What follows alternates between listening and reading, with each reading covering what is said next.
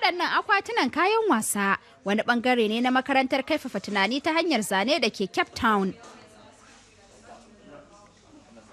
Makarantar D-School, reshen cibiyar kaifafa tunani ta hanyar zane ta Hasso Plattner da ke Jamus ce kana ta farko a Afirka. A yau yara 20 da ke shirin kammala makaranta sun fara karɓar wani horo na watanni 3. Ko me ake nufi da kaifafa tunani ta hanyar zane? Daliba Zainab Sadan na da tata fassarar. Ba wai samar da mafita kai tsaye da tunanin da na yi ba. A'a, in bar duk wani abu da nake tunani sannan in buɗe zuciyata domin in karɓi tsarin. Masu zane-zane a masana'antu ne suka fara ƙirƙirar tsarin na kaifafa tunani ta hanyar zane a shekarun 1960 da taken sanya buƙatun wasu a farko. Manajar tsare-tsare Kinilwe Munyai ta ce za a iya amfani da wannan tsarin Afirka. A Afirka mun sha yin kokarin warware ɗimbin matsalolin da muke da su, sai dai hanyoyi da muke bi shine tamkar muna zama ne mu yi mafarkin warware matsaloli tare da tursasa su ga al'ummomi, yayin da tsarin na kaifafa tunani ta hanyar zane ke nuni da cewa a fara da al'umma.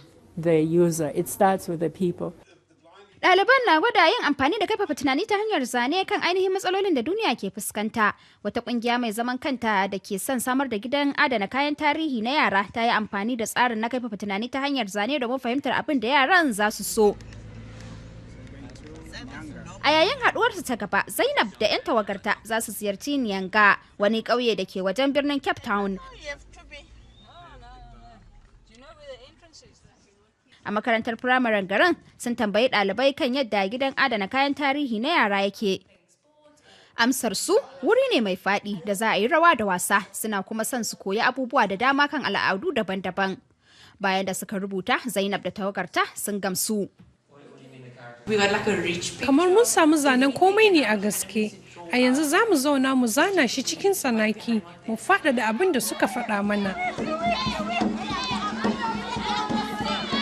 Ɗaliban makarantar D-School sun yi wa yaran sallama, a yanzu suna da makonni 2 domin fara tsara nasu tunanin kan yadda gidan adana kayan tarihi na yara zai kasance bisa abin da suka koya. Ranar da za su gabatar, Zainab ta kwanta rashin lafiya. Ragowar ɗaliban 4 sun gabatar da aikin nasu ga abokan hulɗarsu. Sun yi zane da ya haɗar da ɗakin cin abinci da hanyoyi da kuma babban gurin wasa. Ƙungiyar mai zaman kanta ta gamsu da taimakon su. Na ji daɗin yadda ɗaliban suka gabatar sosai. A gani na yadda suka gabatar mana na zama tamkar wani ci gaba aka samu. Kamar sauran ayyuka da aka gabatar a yayin taron karawa juna sanin, zai wahala a samar da gidan adana kayan tarihi na yaran nan kusa. Sai dai hakan ba yana nufin tunanin ɗaliban ba shi da amfani ba. Zai kasance wata kyakkyawar ƙwarewa a fannin karatuna na falsafa, kuma abin da na koya zai min amfani a fannin karatuna, ba kawai wajen zurfafa tunani ba, har ma wajen magance matsaloli a duniya baki ɗaya. Abin fata shine ɗaliban su samu damar yin amfani da tsarin na kaifafa tunani ta hanyar zane wajen gudanar da ayyukan ci gaba a Afirka baki ɗaya.